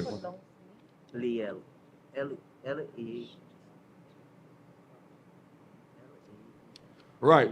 So, as I said, it's lunchtime, and meals have been provided for everyone. Just give us about 5 minutes. They're setting it up right now. So, what you would be able to do is that you would be able to go through the curtains, and you can have your selections of meals.